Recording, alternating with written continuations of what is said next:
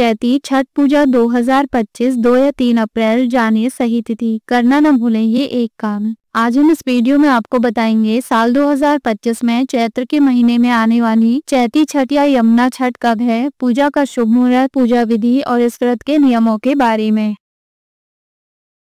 Hello friends, स्वागत है आपका आपके अपने चैनल उपचार नुस्खे में। छठ पूजा का धार्मिक दृष्टि से बहुत अधिक महत्व है। छठ सूर्योपासना का महापर्व होता है। साल में 2 बार छठ मनाई जाती है, एक चैत्र मास में और दूसरा कार्तिक मास में। चैत्र महीने में आने वाली छठ चैती छठ, सूर्य षष्ठी और यमुना छठ के नाम से प्रचलित है। छठ पूजा के दिन सूर्य देव और उनकी बहन छठी मैया की पूजा के बाद सूर्य देव को अर्घ्य देने का विधान है। आइए जानते हैं साल 2025 में चैती छठ पर्व की शुभ तिथि, पूजा मुहूर्त, विधि और इस व्रत के नियम क्या हैं। चैती छठ शुभ मुहूर्त 2025। साल 2025 में चैती छठ पर्व 1 अप्रैल से 4 अप्रैल तक चलेगा। षष्ठी तिथि प्रारंभ होगी 2 अप्रैल रात्रि 11:49। षष्ठी तिथि समाप्त होगी 3 अप्रैल रात्रि 9:41। नहाय खाए की तिथि होगी 1 अप्रैल। खरना या लोहांडा 2 अप्रैल। डूबते सूर्य को अर्घ्य 3 अप्रैल और उगते सूर्य को अर्घ्य पारण होगा 4 अप्रैल।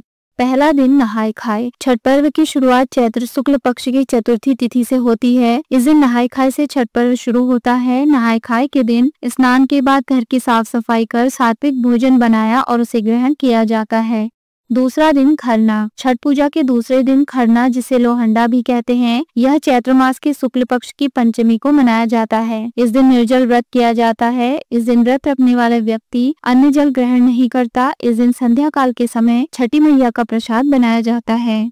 तीसरा दिन संध्या अर्घ। छठ पूजा के तीसरे दिन डूबते सूर्य को अर्घ्य दिया जाता है। अर्घ्य देने के लिए बांस की टोकरी या सूप में फल, ठेकुआ, चावल से बने लड्डू आदि चीजों को रखकर व्रत करने वाला व्यक्ति परिवार के साथ संध्या के समय सूर्य भगवान को अर्घ्य देता है। चौथा दिन उषा काल अर्घ। छठ पर्व के चौथे और अंतिम दिन उषा काल अर्घ्य दिया जाता है। चैत्र मास शुक्ल पक्ष की सप्तमी तिथि को प्रातःकाल सूर्यदेव को अर्घ्य देने के लिए किसी नदी के घाट पर पहुंचकर अर्घ्य दिया जाता है। इस दिन व्रत का पारण भी किया जाता है। छठ पूजा के नियम। शास्त्रों के अनुसार छठ पूजा के दौरान साफ सफाई का ध्यान रखना चाहिए। सूर्यदेव को अर्घ्य देने के लिए स्टील या प्लास्टिक के बर्तन का इस्तेमाल वर्जित होता है। छठ पूजा के पहले दिन नहाय खाए को घर की साफ सफाई कर सात्विक भोजन बनाना चाहिए। छठ पर्व के दौरान घर में प्याज लहसुन का इस्तेमाल नहीं करना चाहिए। पूजा के लिए बांस के बने टोकरी और सूप का इस्तेमाल करना चाहिए। छठ के दौरान महिलाओं को नारंगी सिंदूर लगाना शुभ माना जाता है। फ्रेंड्स, अगर आपको हमारे द्वारा दी गई ये सभी जानकारियाँ पसंद आई हो तो आप उपचार नुस्खे चैनल को सब्सक्राइब, लाइक और शेयर करना ना भूलें।